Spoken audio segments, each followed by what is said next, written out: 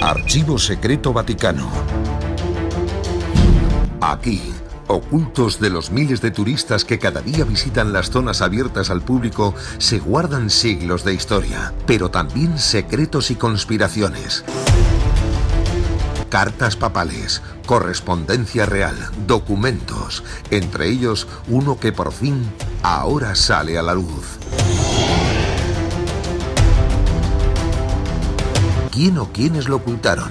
¿Por qué lo hicieron? Objetivo: arrinconar para siempre al cardenal Cisneros. De haber quedado vivo Cisneros unos años más, yo creo que el panorama de España hubiera cambiado totalmente. El hombre que lo dejó todo para convertirse en fraile. El fraile que se enfrentó a su propia iglesia. El hombre que lideró una de las mayores expediciones militares de la época. Nos puede parecer quizá utópico, pero para Cisneros era la recuperación de los santos lugares de Jerusalén. Él llega a decir que el olor de la pólvora le resultaba mucho más agradable que el del incienso. Inquisidor, confesor de la reina Isabel la Católica. La gran conspiración que se trama alrededor de Cisneros es qué pasa en Castilla a partir de la muerte de Isabel la Católica. Juana la Loca no está loca, pero entre su marido y luego su padre, pues la vuelven loca y la incapacitan. Detrás de todas estas maniobras está siempre Cisneros. Él desde muy joven tiene algunas facetas, diríamos, como secretas y muy extrañas, ¿no? Su hermano Belarmino intenta matarle. Su hermano Belarmino, que era franciscano como él, en una ocasión, llevado de los celos, de la envidia, intenta matarle asfixiándole con una almohada. El hombre que pudo ser papa, el hombre que pudo ser santo. Siempre fue con el hábito franciscano. Se cuenta que cuando dormía, incluso en el arzobispado, tenía sus camas, con sus doseles, tal, pero que él sacaba un pequeño camastro de debajo de la cama, dormía ahí con su hábito y por la mañana lo escondía, deshacía la cama para hacer ver que había dormido ahí, entonces entraba al servicio. Intentaba fingir una vida de boato, de tal.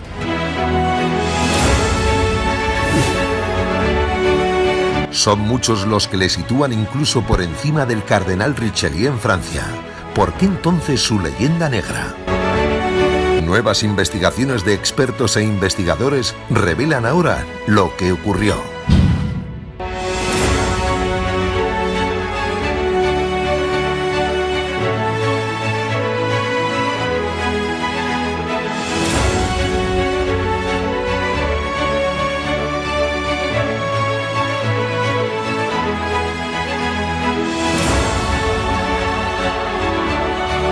Conspiraciones, códigos ocultos, expedientes secretos. Expediente número 3180-3191. Expediente Cisneros.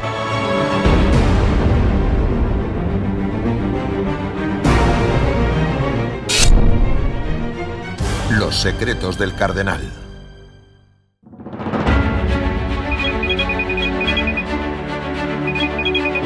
Estamos en el Vaticano, hasta aquí vienen cada año millones de turistas y millones de católicos que ponen su ojo especialmente allí, en aquel balcón donde habitualmente se suele asomar el Papa Francisco, o mejor dicho, su anterior nombre, Jorge Mario Bergoglio, porque muy poca gente sabe que en realidad ese era su nombre. Se lo cambió en homenaje a Francisco, a San Francisco de Asís. Es prácticamente lo mismo que hace 500 años hizo el cardenal Cisneros.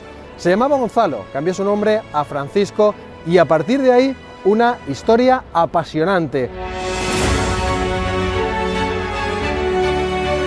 Muchos años después llegaría ese proceso de beatificación, pero ese proceso sigue oculto aquí, tras estos muros, en el Archivo Secreto Vaticano. ¿Qué es lo que pudo ocurrir? ¿Por qué ese proceso finalmente no salió a la luz? Les proponemos que nos acompañen en este viaje apasionante por la historia del cardenal Cisneros, todos los lugares que recorrió, su legado cultural, social, político, en fin, un montón de historias que aún son muy desconocidas. ¿Quieren conocerlas? Buscamos respuestas y empezamos aquí en el Vaticano.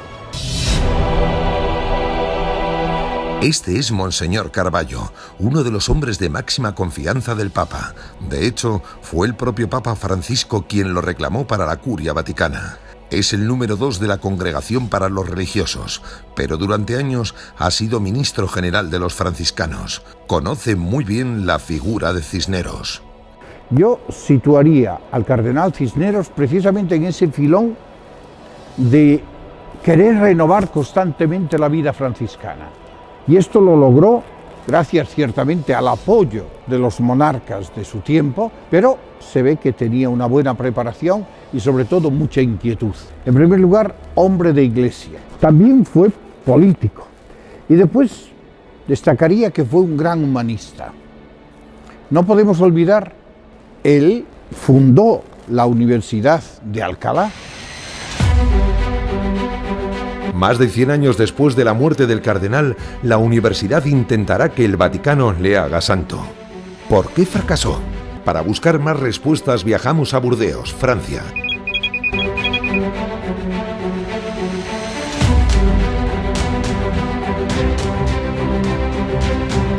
Aquí vive uno de los que mejor conocen la figura del cardenal. Premio Princesa de Asturias de las Ciencias Sociales y Premio Ciudad de Alcalá de las Artes y las Letras, el hispanista francés Josep Pérez es uno de los autores contemporáneos que más le ha estudiado. Los españoles parecen olvidarse totalmente de Cisneros. Se habla de ponerlo en los altares, pero la diplomacia española no pone ningún empeño en defender aquella causa. Son escritores, autores franceses, los que se dan cuenta de la caridad de este hombre. ¿Sí? Pero si este es un hombre de Estado muy superior a Richelieu. Basta pasear por cualquier ciudad francesa, el cardenal Richelieu está presente en numerosas calles. En España, no tantas. ¿Por qué?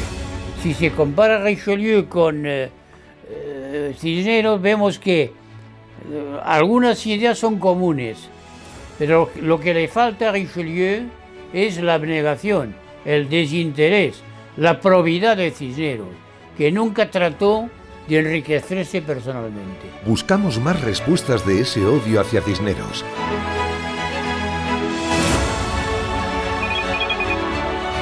Estamos en Bruselas. Esta fue la patria de Carlos I de España y V de Alemania.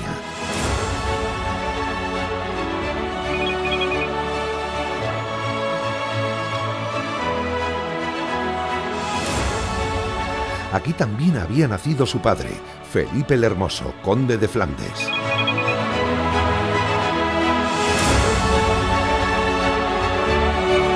Aquí le vemos junto a Juana de Castilla, Juana la Loca. No es un cuadro tan conocido en nuestro país, pero colaboran con nosotros los Museos Reales de Bellas Artes de Bélgica. Obra del maestro Joseph Sequens, vemos a una Juana embarazada. Esa es la clave. Tuvieron 6 hijos. La política de matrimonios impuestos por los reyes católicos era clave para Europa. Querían imponerse a Francia, su enemigo. Por eso a Juana la casaron con Felipe. A partir de ahí comienza todo una lucha de poder, ya que Juana se había convertido en heredera del trono.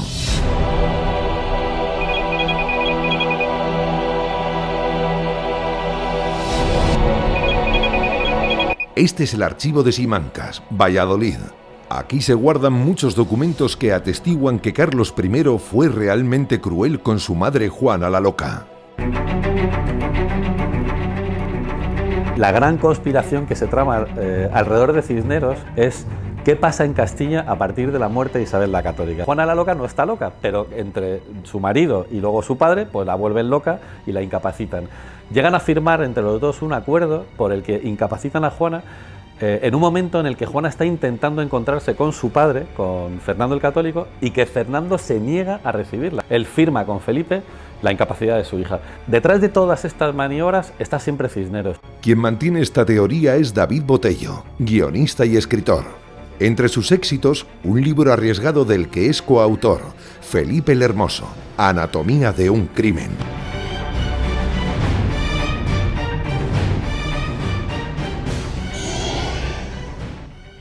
Cisneros se mueve muy bien en este entorno complicado porque consigue ser consejero de Fernando el Católico, consigue ir a negociar en nombre de Fernando el Católico con Felipe. En ese momento se alía con Juana y llega un momento que está entre los tres. La intención fundamental de Cisneros en ese momento es evitar una guerra civil, y eso lo hace estupendamente. Consigue que efectivamente los bandos de los tres reyes que hay en Castilla no lleguen a las armas. El que más ganas tenía de guerra, el que más ganas tenía de venir aquí a imponerse por la fuerza de las armas, era Felipe el Hermoso. El presunto autor intelectual de ese crimen podría ser Cisneros. Cisneros estaba en el sitio adecuado, en el momento adecuado, antes de que se cometiese ese crimen.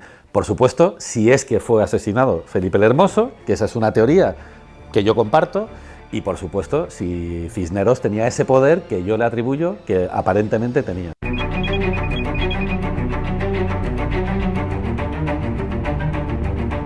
Esa noche se celebraba una fiesta en Burgos.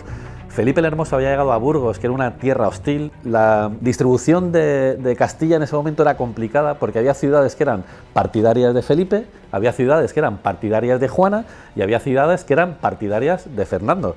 Entonces, Burgos era partidaria de Juana y en Burgos, Felipe, en una tierra hostil, muere, y muere en circunstancias muy extrañas. Por otra parte, Juana la Loca no fue esa noche a esa fiesta en donde presuntamente muere Felipe el Hermoso, porque Cisneros, que era su confesor, no se lo permite. Y los cronistas dicen, Juana no acudió a esa fiesta porque tenía ciertas sospechas. Esa noche sigue de juerga, come, cena, tiene contacto carnal con mujeres, es decir, disfruta una fiesta de sexo, drogas y rock and roll, pero del siglo XVI.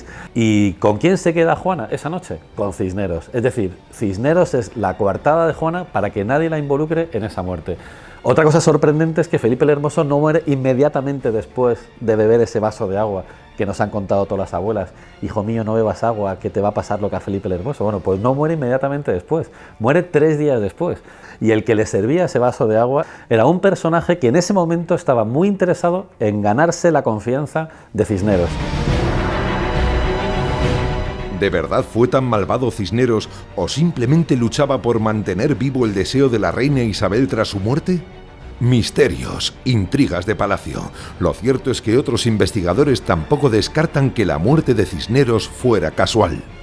Es probable que cuando él viaja a recibir a Carlos V, que le conocemos como Carlos V porque era rey de Alemania, cuando está llegando a Castilla, pues Cisneros sale a su encuentro. A Carlos no le interesa encontrarse con Cisneros y los nobles castellanos saben que no debe encontrarse con él porque sabe que a pesar de que tiene 80 años es un tío muy influyente, que es un tío muy honesto, que es un tío muy íntegro y que puede convencer a Carlos de ciertas cosas que a lo mejor no interesaban que le convenciese, ¿no? Y cuando llegan a Roa, pues Cisneros muere sin llegar a encontrarse con Carlos, ¿no?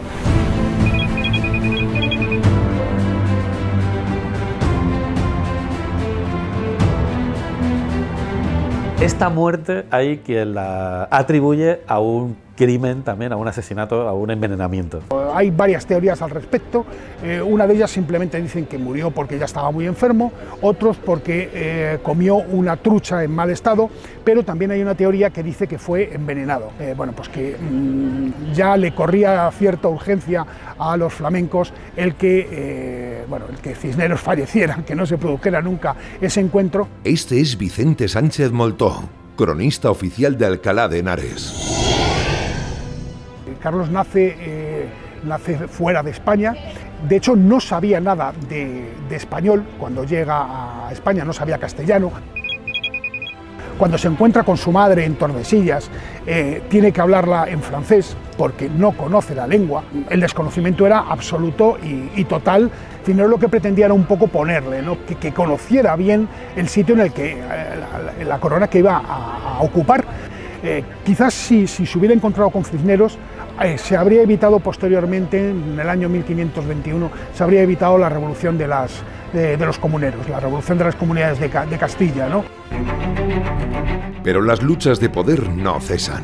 Estamos en Alcalá de Henares. Nos situamos en su ayuntamiento para ver este impresionante cuadro. Propiedad del Museo del Prado, refleja una de las más famosas frases del cardenal. En cierta ocasión, por los nobles se enfrentan a él, llega un momento en el que le dicen, bueno, vamos a ver, ¿cuáles son tus poderes? ¿No? Poniéndole en duda, ¿no? Y Cisneros abre los balcones y les muestra toda una milicia que él había formado. Llegó a formar hasta 30.000 personas, 30.000 hombres, una milicia con 30.000 hombres, y pues le dijo aquella famosa frase mostrándoles a la milicia, estos son mis poderes, ¿no? Es el riesgo de ser todopoderoso. Las conspiraciones no cesan. Su hermano Belarmino intenta matarle. Su hermano Belarmino, que era franciscano como él, en una ocasión, llevado de los celos, de la envidia, intenta matarle asfixiándole con una almohada cuando estaba en su lecho durmiendo Cisneros. Y al oído del ruido, la guardia de Cisneros acude, entra en el aposento y ven que el hermano estaba intentando asesinar al cardenal Cisneros. El cardenal Cisneros le perdona. Álvaro Gómez de Castro, su primer biógrafo, cuenta que en alguna ocasión vio a Belarmino circular meditabundo, cabizbajo, amargado, pero hasta en eso demuestra a Cisneros su generosidad. Con todo el poder que tenía, perdonó ese intento de asesinato de su hermano.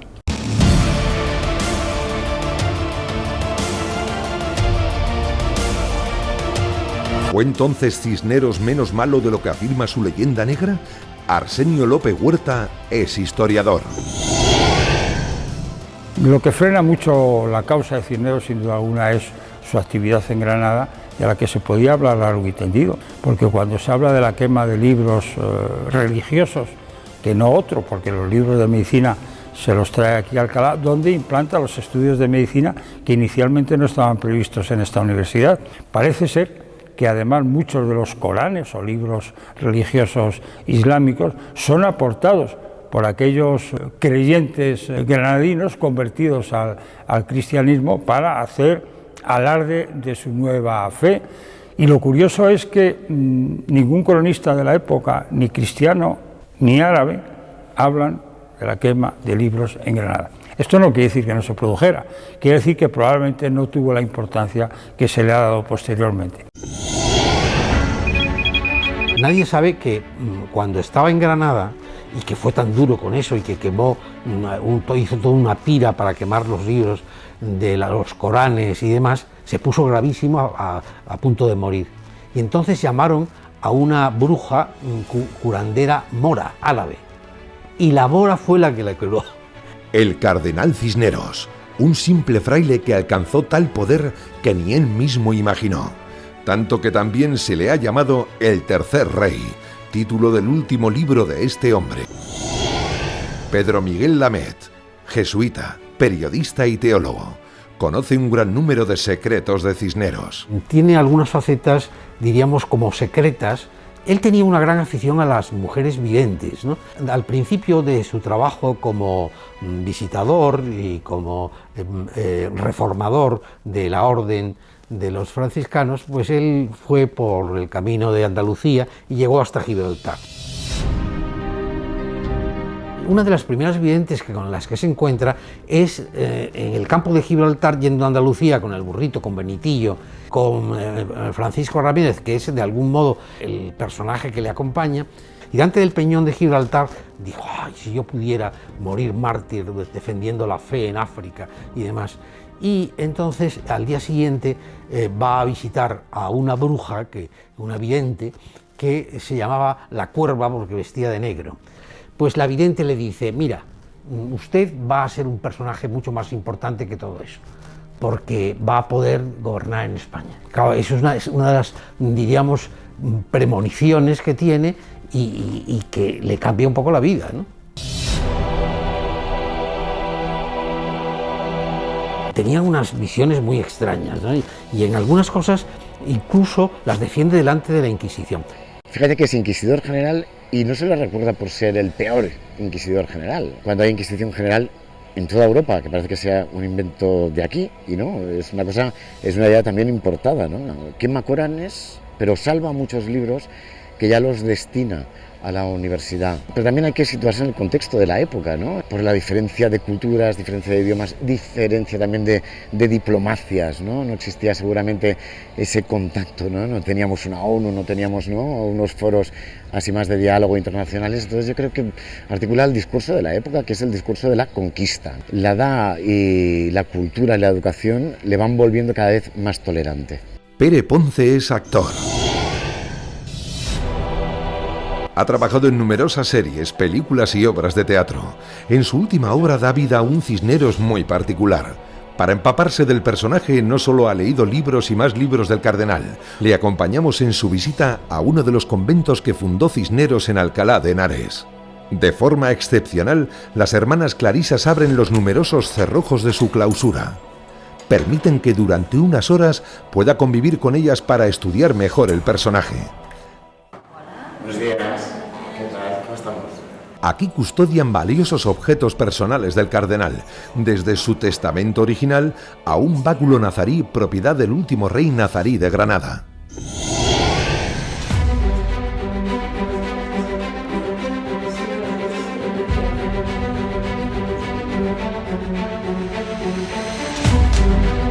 Intentaba fingir una vida de decoro, que es lo que le pedía al Papa, ¿no? De mantener unos mínimos, ¿no? En la vestimenta y tal, pero nunca dejó, ¿no? De tener el aspecto exterior, pero también el interior. En la época la gente utilizaba los cargos para sus intereses privados, ¿no? Se pasaban el arzobispado de Santiago de Compostela, pasa de padres a hijos, ¿no? Entonces, todas estas cosas, dices, claro, él abomina un poco de esta situación y es un poco el que decide llevar una vida más digna y sobre todo dar ejemplo. Yo creo que es un hombre de contrastes, o sea, porque un hombre que vive tan austeramente, que come pues unas hierbas para cenar con agua, que duerme en una tabla, que es un hombre que no acepta de alguna manera el oropel de la corte y vivir con esas comodidades, al mismo tiempo es un hombre de poder y es un hombre que sabe gobernar. Podría llevar una carrera eclesiástica normal, pero cuando cumple 50 años, no se sabe por qué, pero lo deja todo. Se retira a un convento en el ala más austera, la más espiritual, que es el ala de la observancia. Entonces, en ese camino de austeridad es un camino que adoptará durante toda su vida, que no le abandonará. Sí que es verdad que esto le debió gustar a la reina, le debió fascinar porque le nombra para algo mayor. La reina cree que entre los que no ambicionan los cargos es donde hay que buscar a los que lo merecen. ¿Por qué le llamó la reina para ser su confesor primero y el arzobispo de Toledo después? Probablemente por indicación del cardenal Mendoza, que tenía una gran influencia sobre la reina. Si usted nombra a un grande de España, todos los demás se van a enfadar. En cambio, con este hombre, que es un fraile, un hombre de gran probidad intelectual y de gran rigor, no tendrá ningún problema. Isabel la Católica se fijó en Cisneros y le eligió como confesor después de la toma de Granada. Bueno, pues lo primero que hizo Cisneros fue intentar escaquearse. Isabel la Católica tuvo que echar mano del cardenal Mendoza para que convenciese a Cisneros a aceptar el cargo de confesor real. El segundo gran momento de rechazo de un cargo público es cuando Isabel la Católica le nombra arzobispo de Toledo, que era uno de los cargos más importantes de la Iglesia de Castilla. En ese momento, Cisneros, por supuesto, se niega y entonces Isabel ya no recurre al tercer rey de España, sino que recurre directamente al Papa para que le mande una carta diciendo que tiene que aceptar el cargo de arzobispo de Toledo. Cisneros se pliega a su voto de obediencia al Papa y entonces la primera vez que aparece con todo el boato cardenalicio se ha cortado la parte baja de su traje y debajo se ve el hábito franciscano y las sandalias que le acompañaron toda su vida. Bueno, muy reticente, porque duerme en conventos cercanos, no está en palacio, va y viene, sigue pidiendo limosnas por los pueblos, ¿no?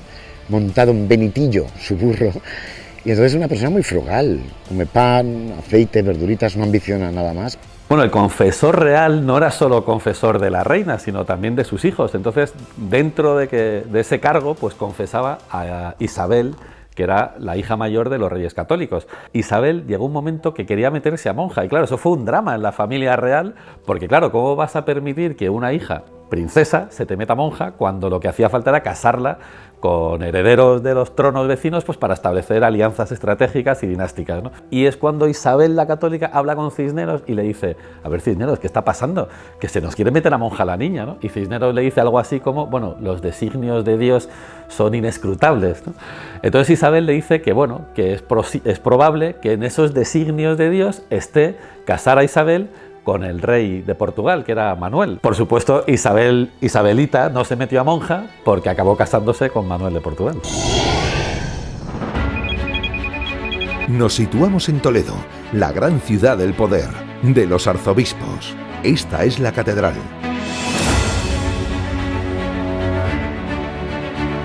Aquí, en una capilla poco conocida, se siguen celebrando misas en el rito hispano-mozárabe, un rito muy especial a punto de desaparecer. La fundó el propio Cisneros. Aquí se detalla paso a paso cómo fue la toma de la ciudad argelina de Orán. Fue una de las mayores expediciones militares de la época.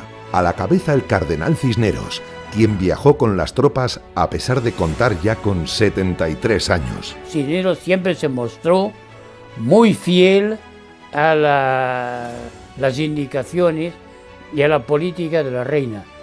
Sabía que podía contar con Cisneros, que era un hombre de Estado, pues esta era la indicación que le había dejado Isabel la Católica en el testamento de 1504. No se olviden de África. Y Cisneros cumplió. Desembarcó un montón de expedición sobre Orán y la idea era de seguir desde allí por todo el África, restablecer el catolicismo en África y llegar a Egipto.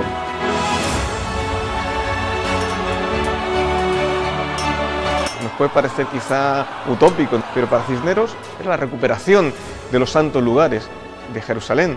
Él llega a decir que el olor de la pólvora le resultaba mucho más agradable que el del incienso. Recuperar el espíritu de las cruzadas, eso es lo que pretendía Cisneros.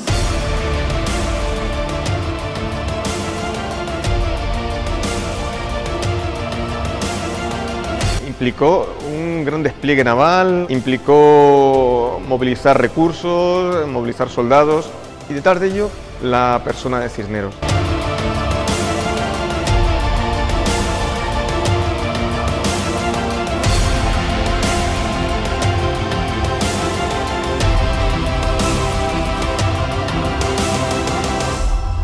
Miguel Ángel Dionisio es historiador y teólogo.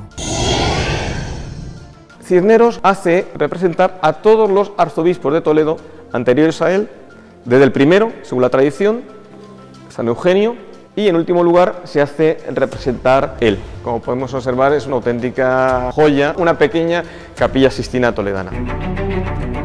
Pero incluso las pinturas guardan secretos y reflejan las luchas de poder. De un lado, Cisneros y Mendoza, su mentor.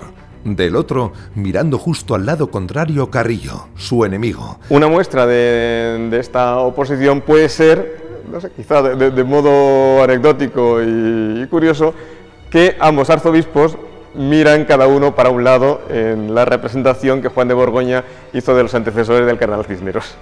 Secretos que pocos conocemos y en los que casi nunca se fijan los miles de turistas que pasan por aquí cada día. Lo mismo ocurre con este balcón semi-escondido. Situado en la parte superior de la catedral, desde aquí podía oír misa la reina y observar quién estaba presente. Aquella puerta que encontramos al fondo da acceso a esas dependencias y que están situadas sobre la bóveda de una de las naves laterales de la catedral. A solo unos metros de la catedral se encuentra el archivo diocesano. Aquí también se guardan numerosos documentos de los arzobispos de Toledo. Están custodiados con estrictas medidas de seguridad y a una temperatura constante.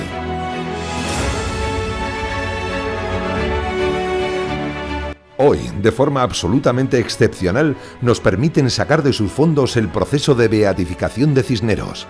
Es prácticamente igual al que se guarda en el Archivo Secreto Vaticano.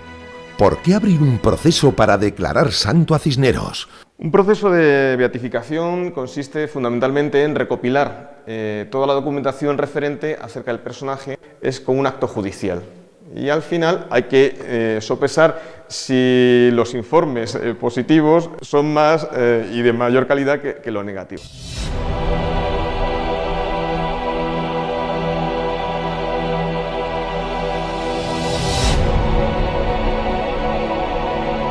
Los procesos se articulan en torno a interrogatorios y lo que se hace es que, en el caso de Cisneros, más de 100 años después, se sienta a personas a hablar sobre Cisneros, es decir, personas que no habían conocido al cardenal de una forma directa. Pues se me ocurre, por ejemplo, en Madrid testifican como testigos Lope de Vega, Quevedo, Gil González Dávila, es decir, personas cualificadas como hombres de letras, incluso historiadores, para hablar sobre Cisneros. Nuevas investigaciones como las de este joven han permitido sacar a la luz ese proceso de beatificación oculto durante siglos en Roma. Tras conseguir un permiso especial para el Archivo Secreto Vaticano, ha podido estudiar ese proceso. Es José Manuel Marchal. Al principio fue por una curiosidad de historiador, ¿no? A ver qué es eso de una causa de canonización, y en realidad fue una sorpresa. ¿Qué pudo pasar? ¿Quiénes o quiénes ocultaron esos documentos? Los franciscanos siguen divididos, están en distintas ramas. Los conventuales, que era una rama que tenía presencia en España en el siglo XV, pero que es precisamente Cisneros el que los reforma, y con el tiempo prácticamente son expulsados de lo que es la Castilla. En España lo que se generaliza es la observancia, y eso pesa mucho. En España, un hombre que les ha desposeído, digamos, de su convento, de sus propiedades, llegue a los altares. Luchas eclesiásticas, luchas por el poder. Al llegar Carlos V a España, lo primero que hace es despejar el terreno, arrinconar a todos los que han sido secretarios, fieles, compañeros, colaboradores de Cisneros. Nada de esto. Incluso se los considera algunos de ellos como heterodoxos, es decir, como peligrosos. El secretario particular de Cisneros, durante unos años lo meten en la cárcel, lo someten a una humillación tremenda, Juan de Vergara, por ser discípulo secretario de Cisneros. Los investigadores parecen coincidir. De no haber llegado la Casa de Austria al reino, la relevancia histórica de Cisneros sería mayor. Además, una fecha le marcará: 1492. Los reyes católicos conquistan Granada, se expulsa a los judíos y se obliga a los musulmanes a convertirse al cristianismo. ¿De verdad fue tan cruel el cardenal? Una forma de hacer política de la reina Isabel era a través de la indumentaria. Cuando llega a Granada, manda a los sastres reales que el rey, la reina y las infantas vayan vestidos al estilo morisco, para dar ver a la población de Granada que no vienen a imponer algo tan importante como es la vestimenta, porque la vestimenta es nuestra segunda piel. Despojarse de esa forma de vestir sería como despojarles la piel. Estas son réplicas exactas de los trajes que usaban la nobleza de la época. Se guardan aquí, en Salamanca. Aquí estudió de joven Cisneros y aquí se ubica el taller de Manuel Sánchez. Hay un cronista, Palencia, que dice: el rey salió a caballo a recibir a la reina en uno de esos encuentros vestido con una marlopa nazarí de seda al estilo morisco. Se pasará de la ropa tosca de la Edad Media a vestidos más elegantes con influencia italiana renacentista. La influencia de la reina Isabel es absoluta. La gran aportación española a la moda europea, internacional, que dura siglos, es el verdugado. Es como si fuera un cancán. La primera función era darle más pomposidad y la segunda, evitar ver que si estaba o no embarazada la reina o la noble en cuestión, porque el nuevo vástago era una razón de Estado y era política, y se podía especular. Esta forma de verdugado fue muy criticada incluso por Hernando de Talavera, confesor de la reina, que en sus escritos le critica a la reina que vaya vestida así, y lógicamente la contestación es de la reina, es decirle: soy la reina de Castilla.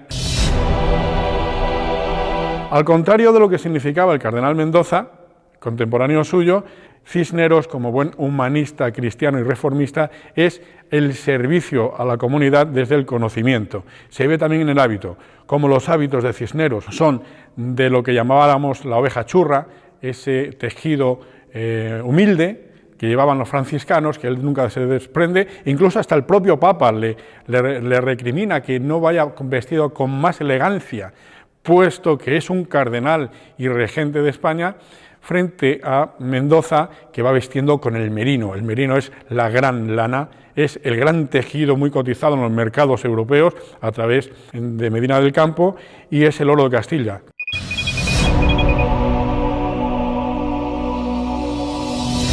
Tanto es así que estaba prohibido sacar una oveja merina sin decreto real, so pena de muerte, porque era un paño y un vellón, y sigue siendo el mejor vellón de lana. Mendoza y Cisneros. Fue precisamente el cardenal Mendoza quien acogería en Sigüenza a un Cisneros que acaba de salir de prisión. Le habían encarcelado por otra lucha de poder.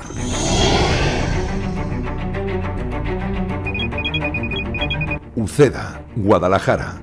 Al intentar tomar posesión de su arciprestazgo, se encuentra con la oposición del arzobispo Carrillo de Acuña. Este ya tenía reservado el puesto para un familiar suyo.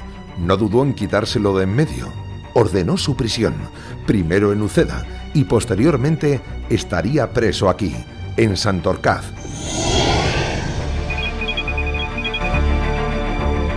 Para algunos autores meses, para otros años. Pero lo cierto es que aquí estuvo entre rejas, en el castillo de Torremocha, hoy casi en ruinas junto a la iglesia.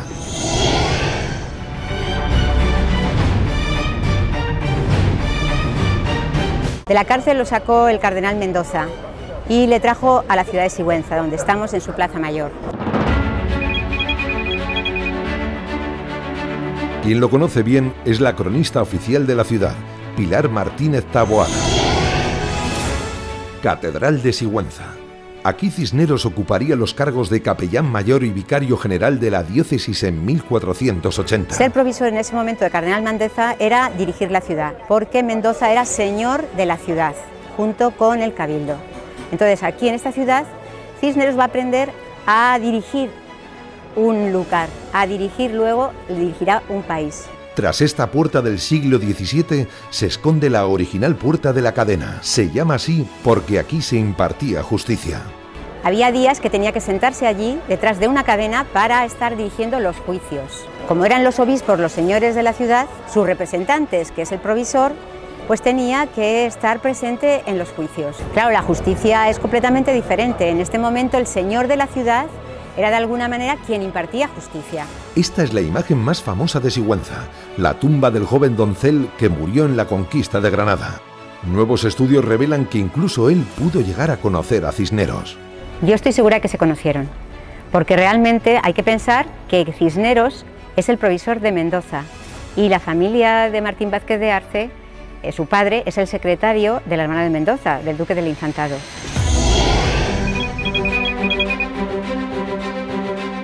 Realmente Mendoza en Sigüenza solamente vino 4 veces, porque el resto del tiempo estaba o en su casa, o en Toledo, o en el Infantado, que es donde se estaba formando toda su familia como humanistas. Allí se formó el doncel. Entonces es normal que coincidiesen en nuestra ciudad los dos personajes, que coincidiesen en esta casa. Hasta 1484 pudieron estar juntos. Si se conocieron o no, seguirá siendo un misterio. Como también por qué Cisneros de repente en 1484, cuando tenía todo el poder de Sigüenza, decidió dejarlo todo. Los grandes historiadores pretenden saber cuál fue el fondo de esa crisis y él se retiró, se hizo franciscano observante y se retiró a la Salceda.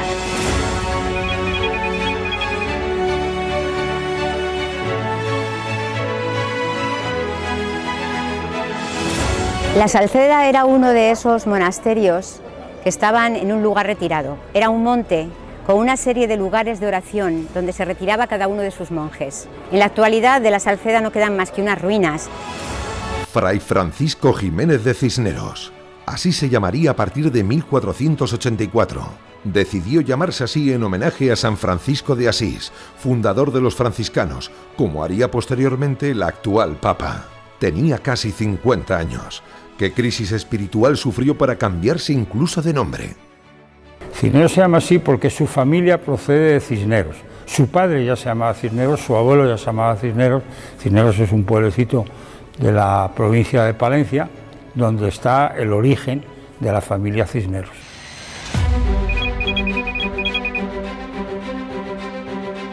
Pero Gonzalo Jiménez de Cisneros, que así le habían llamado sus padres, nació finalmente aquí en Torrelaguna, muy cerca de Alcalá de Henares. Cisneros nace en Torrelaguna probablemente en 1436. Digo probablemente porque es una fecha incierta.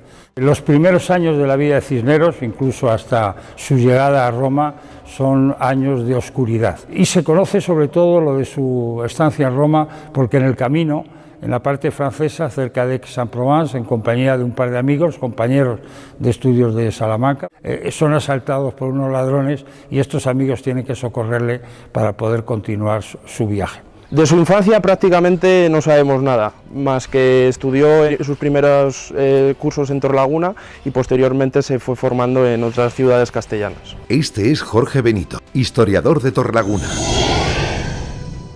La familia Cisneros llega a Torrelaguna a finales del siglo XV con su padre, Alfonso Jiménez de Cisneros. Llega aquí a Torrelaguna y se casa con la que será la madre de Cisneros, Marina Astudillo de la Torre. Donde hoy vemos una cruz, se cree que estuvo su casa natal, junto a la iglesia de Santa María Magdalena, el actual ayuntamiento. Antiguamente fue un depósito para el grano que él mismo mandó construir. Cada cierto número de años, aproximadamente cada 4 o 5 años, había una crisis en la cosecha. Los pósitos o depósitos de grano eran los que regulaban los desequilibrios de la economía. No se olvida de su orden.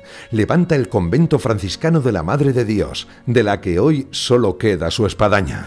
Uno de los motivos por los que quiso fundar este convento fue para albergar allí el mausoleo familiar, para trasladar los restos mortales de su padre, que se encontraban en el monasterio de San Antonio de la Cabrera, y los restos mortales también de su madre. A partir de entonces, el resto de la casa Cisneros tendrían intención de enterrarse en la iglesia, en la capilla de este convento franciscano. Lo que queda es la lápida del padre del cardenal Cisneros, don Alfonso Jiménez de Cisneros.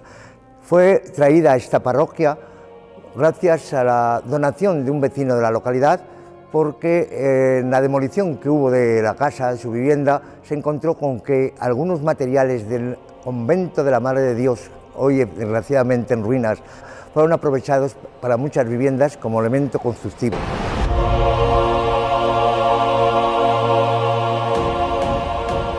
Cisneros siempre estuvo muy ligado a su villa de Torrelaguna.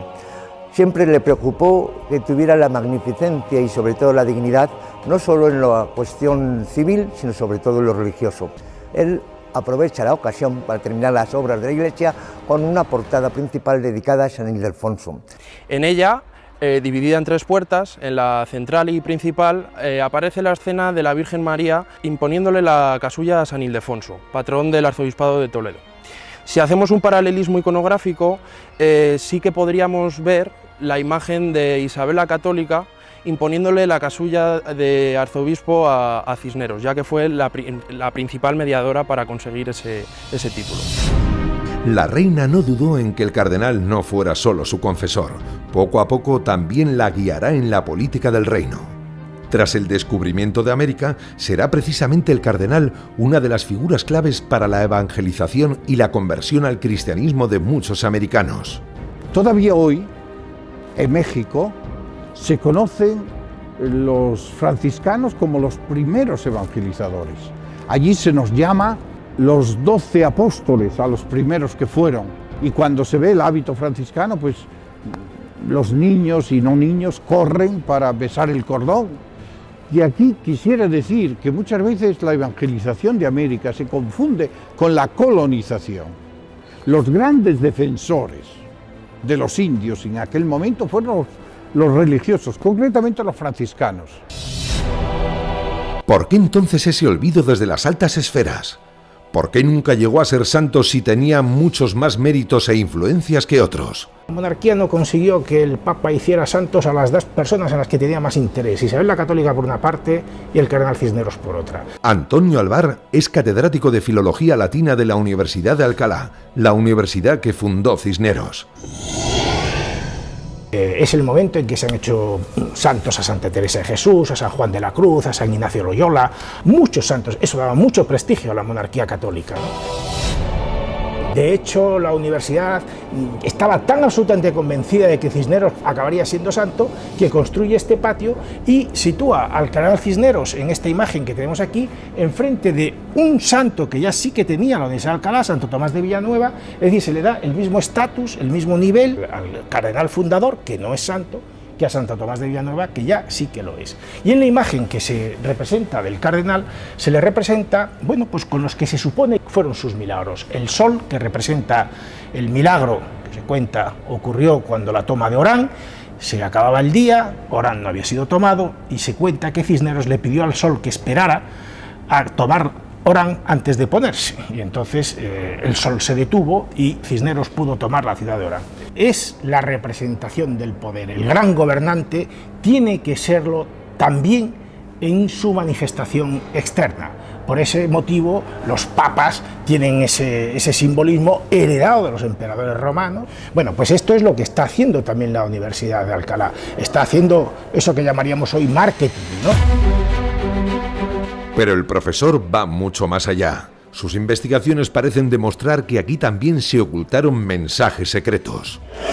Esta es una inscripción que no se había leído, estaba muy deteriorada por la acción del tiempo, por el frío, por el sol, y ahí lo que se dice, pura y simplemente, parece que comienza ahí, en ese lado del patio, pone amén.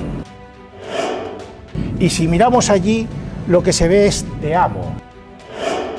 Y si miramos la imagen de Santo Tomás de Villanueva, el verbo amar.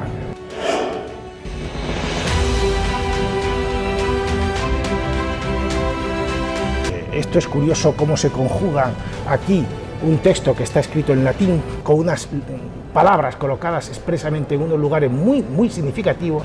Habida cuenta que son 3, no es casual. Se cuenta, hay una anécdota que parece que es absolutamente real, que en una visita que hace el rey Fernando, el católico, a Alcalá, Cisneros le enseña todos sus edificios universitarios, los edificios que tenía en aquel momento de la universidad, y el rey Fernando de alguna manera le viene a decir que los veía muy poco consistentes, ¿no?, y perdurables en el tiempo, ¿no? Y Cisneros le contestó una famosa frase en latín que ha quedado para los siglos, porque está esculpida en la base de cada uno de los pináculos del patio de Santo Tomás de Villanueva. La frase en latín dice "Lutian olim celebra marmoriam", que viene a ser algo así como hoy en barro, mañana en piedra, ¿no?, pronosticando lo que efectivamente al final ocurrió.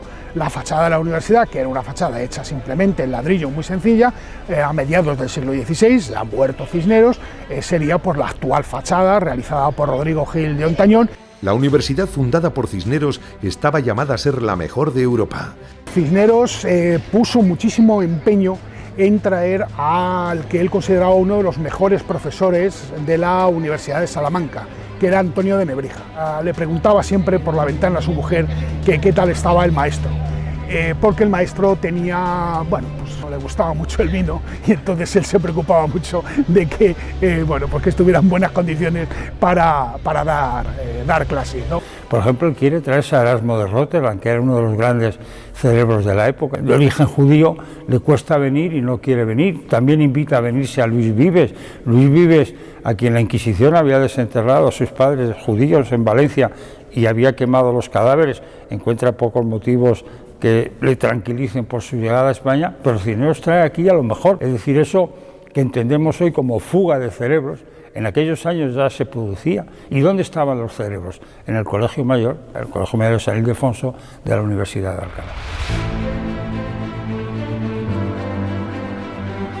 La heráldica que utilizó el cardenal Cisneros era el escudo de armas de la familia Cisneros, era un ajedrezado, 15 jaqueles. El hecho de que fuera primero arzobispo de Toledo y posteriormente cardenal hizo que se le añadieran lo que se llaman los órdenes de borlas, el sombrero y los órdenes de borlas a los laterales. Se añaden en muchas ocasiones los cisnes, como una referencia al apellido Cisneros, aunque no está en absoluto, no hay nada claro, ni muchísimo menos, que el apellido provenga de la palabra cisne, ¿no? Y es precisamente ese escudo, el escudo con los cisnes, el que utilizará posteriormente, asumirá como propio el Colegio Mayor de San Ildefonso y por lo tanto la Universidad de Alcalá. Él dijo que de las cosas que más orgulloso se sentía era la fundación de la Universidad de Alcalá. ¿Por qué? Porque lo que él quería era hacer una universidad moderna, innovadora, incorporar a científicos extranjeros a la universidad, sin distinción de ideologías, más allá incluso de los conflictos religiosos, que era evidente que eran muy importantes en ese momento en España, ¿no? Los libros que salva son los libros científicos, escritos en árabe, y Cisneros era cardenal, fraile franciscano, evidentemente no podía compartir los principios del Islam. Sin embargo, no tiene ningún problema en respetar la ciencia que otra civilización, otra cultura había hecho. Esta fue otra de sus obras cumbre, la Biblia Políglota Complutense, una Biblia en griego, latín, hebreo y arameo. Todo un alarde tipográfico para el que se tardaron 15 años hasta que se pudo completar. El cardenal no dudó en comprar muchos manuscritos e invitó a los mejores teólogos de la época sin importarle, paradójicamente, si su origen era judío o musulmán. Cisneros ciertamente tiene mucho que ver con la expulsión de los musulmanes de España, pero al mismo tiempo él los vuelve a llamar para poder traducir la Sagrada Escritura, la Biblia, en las lenguas orientales. Aunque en su testamento Cisneros dejó dicho claramente que quería ser enterrado en la capilla de la universidad, actualmente no es así. Sus restos están en la catedral tras numerosos avatares políticos y luchas entre instituciones. Sabemos que Cisneros estableció en su testamento ser enterrado en Alcalá de Henares, en concreto en la capilla de San Ildefonso de la universidad, y así fue, y allí permanecieron sus restos junto con el sepulcro hasta mediados del siglo XIX, cuando, debido a la desamortización de la universidad, el sepulcro y los restos del cardenal fueron traídos a esta iglesia magistral. Juan Miguel Prim es delegado episcopal para la cultura en Alcalá.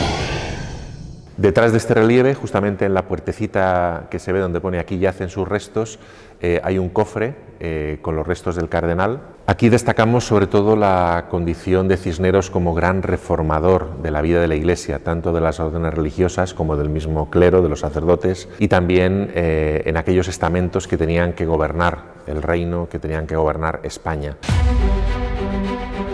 Tal vez fuera ese espíritu abierto lo que frenara muchos de sus reconocimientos. Arzobispo de Toledo, candidato a papa. ¿Por qué entonces se frenó su expediente de beatificación? La beatificación en aquel momento de un hombre no es solo un acto religioso, es también una decisión de tipo político. Diversos motivos políticos, religiosos, impidieron que este proceso siguiera un proceso que quizá también se comenzó con cierto retraso. No sale porque en el siglo XVII choca con obstáculos fuertes. Llega un momento en el que retomarlo suponía tanto un gasto para la hacienda de la institución que lo retomara, tener que forzar de nuevo la influencia de la corona frente a la Santa Sede. La última carta que, cuando instancias del Arzobispado de Toledo y de la propia Corte Española, se le pide al representante del proceso de canonización en Roma que siga adelante, la causa, como se llamaba, la respuesta de este personaje es: la causa ya no es causa. Cisneros y su leyenda negra. De haberse cruzado con Carlos I, tal vez el destino de España hubiera sido diferente. Finalmente el rey entraba triunfal en Valladolid en 1517, días después de la muerte de Cisneros. La política que quiso desempeñar el cardenal ya no se llevaría a cabo. Cisneros, el cardenal Cisneros, fue uno de los personajes más importantes de la transición del siglo XV al siglo XVI. Cisneros yo creo que se destaca sobre todo por ser un genio político en la España de los Reyes Católicos. Un hombre fundamental, arzobispo de Toledo, cardenal, primado de España, reformador de las órdenes religiosas. Un profundo reformador tanto de la política del Reino de Castilla como de la Iglesia. Seguramente gracias a sus reformas el luteranismo no triunfa en España, y fue un hombre que supo entender por dónde iban los aires y por dónde iban los vientos en su época. Es un hombre que siempre hizo lo que debía de hacer. Cisneros, luces y sombras, pero pocos saben que parte de su legado y sus reformas permanecen en el siglo XXI. Fue él quien reformó al clero para que estudiaran y fueran cultos. Fue él quien impulsó planes de pensiones similares a los que tenemos en la actualidad. Además, gracias a él, tenemos 2 apellidos en España. Hasta entonces no se inscribían los nombres de los recién nacidos en el registro civil. Pocos saben que con él se incluyó el arma de artillería dentro del ejército. Así fue la vida oculta y no contada del cardenal Cisneros. En un mundo de ambiciones, se puede decir que es un político que consiguió ser no corrupto, es decir, un hombre honesto. El hombre que ponía todo su empeño en defender lo que los romanos llamaban la res pública y que él llamaba el bien común. Cisneros dice una frase que me parece brutal. Dice, el reino no es del rey, sino de la comunidad. Inquisidor y hombre de mente abierta al mismo tiempo.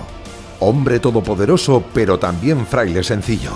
Contradicciones todas ellas que quién sabe si pudieron conllevar que nunca le hicieran santo.